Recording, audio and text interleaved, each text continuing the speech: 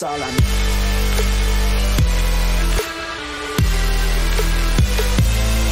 I'll make it. Yeah, that's all I need. What's up guys, Rainer here from Ezeetrade Racing, and I hope you guys are having an awesome day. What we have for you today here is a problematic motor. It ran, customer bought it, it ran for about 5 minutes and then it just died, it just cut out. So we are going to troubleshoot today, find out what the problem is. Hopefully I can help somebody out there. The customer already swapped out the spark plug and then even that didn't help. So let's go through it, let's see what happens when we try to start it and take you along for the journey. Alright, so this car has not been started. We're going to prime it from the word go and try and start it like normal. Okay, prime bulb is full. I see it's got a Walbro carb, it's not a Chinese carb. The kill switch is unplugged, but it doesn't make a difference because there's nothing that will prohibit the spark.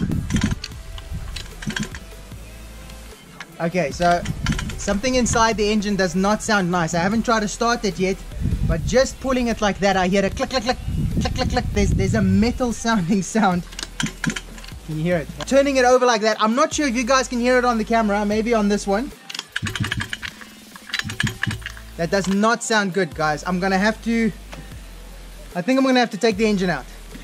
Okay, so I just stripped the engine out, loosened everything up. If you guys want to see that video, I'll put a link up here. First thing, when I turned over the motor, I don't know if you guys will be able to see in there. Let me see if I can get close enough. There's quite a bit of score marks on the piston on this side, and when we go down on the other side, there's like a big gash. I'm not sure you can see there. Let me try the other camera. Yeah, there. I'm going to focus. There is big score marks on the other side. Okay, so I'm going to take the head off and we'll see what it looks like inside.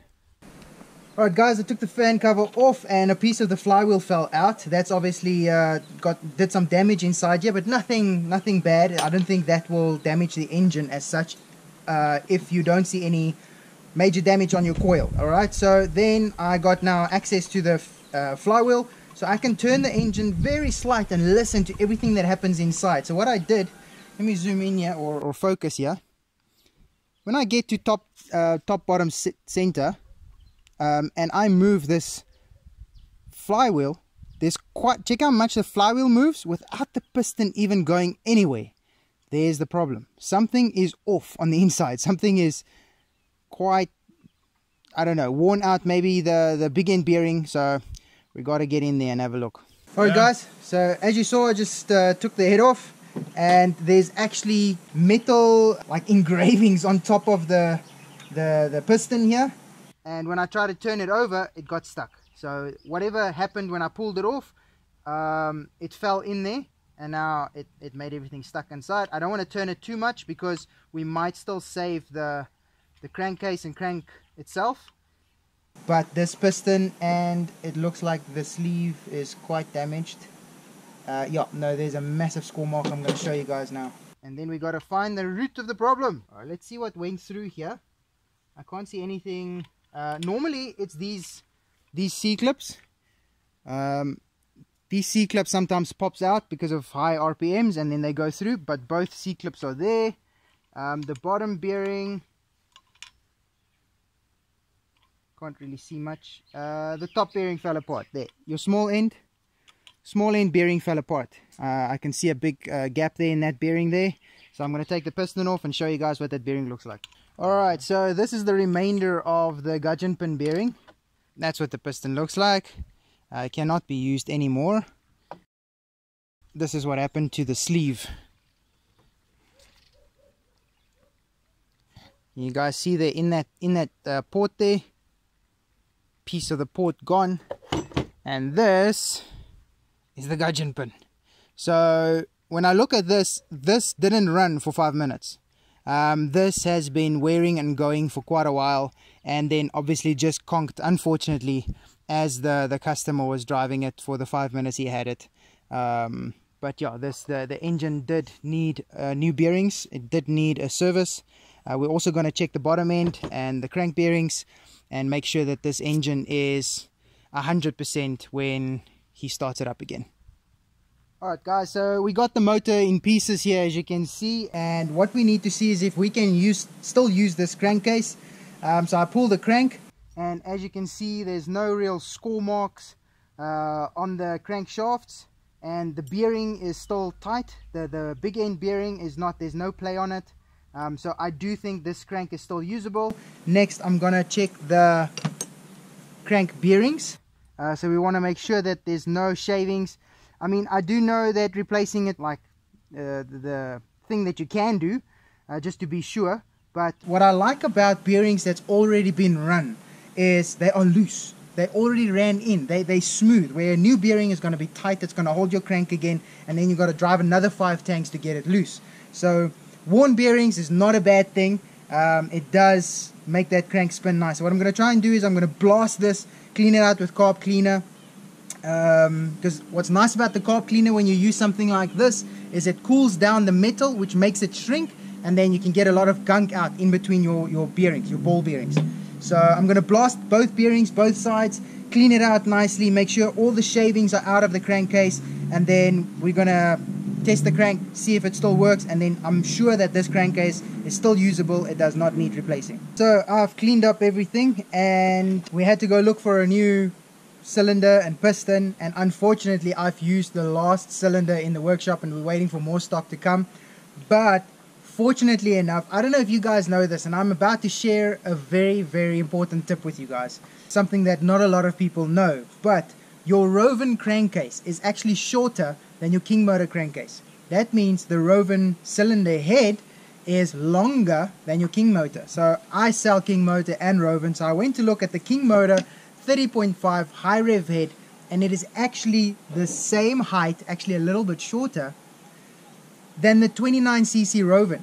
So this high rev 30.5 will be a straight bolt on onto the 28mm crank of the Rovan, and the squish is going to be tight. It is going to be a really nice squish. So the only thing that you got to do to modify this, to make this fit, is, if I can show you here on this camera here, the Rovan cylinder has very thin lips, or whatever you want to call these. I can get the correct name for you if you want. I'll put it on the screen. But they got very thin lips here, where the King motor is very fat. So that is where it seats into your crankcase. And so when you try to put a King motor head in a Rovan crankcase, it doesn't fit. So what we had to do is we had to cut away the old crankcase. We had to make space for this head to fit. And it does fit. We had to cut both sides. To make it fit. And now it is for the exciting part. It is to put this thing together and start her up and just hear that sound. Cool guys, I'll show you now when I got it back together. Alright guys, motor is back in and she feels very sweet. We're going to start her up just now. Everything went in very nice. I'm very happy with this build. I really hope that Peter Slaubert is going to be happy with this car as well.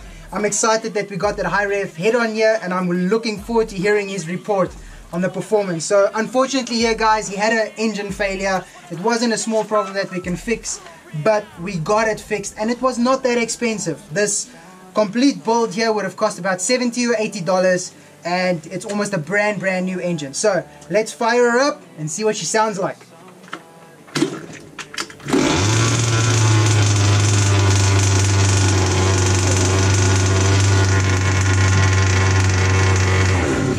Alright, so I don't want to run it for too long because we've got wet gasket maker on here. Even though it won't leak as it is, it seals very nice already, but you want that to dry for about 12 to 16 hours before you start running heat cycles on this thing. So Peter is going to run this thing heat cycles tomorrow, and then he's going to give it stick, and we look forward to the good report. Alright guys, a couple of days later, Peter broke in his engine and he took it for a rip, and then he sent me a video. Let's see how it performs.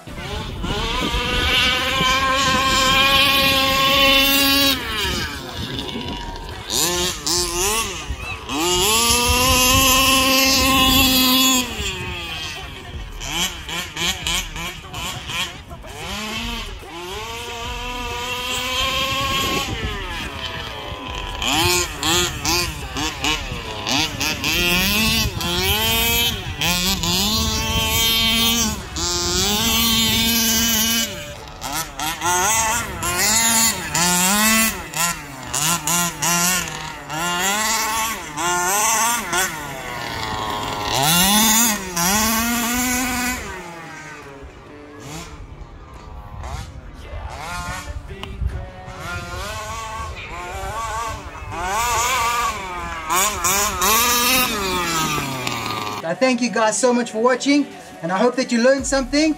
This is Ezeetrade Racing. Keep on bashing! Guys, if you want to see the performance difference on a Rovan 30.5 when it's ported, click right here. And if you want to see me run that motor in my Baja 5B through a bucket of water, click right here. See you in the next one.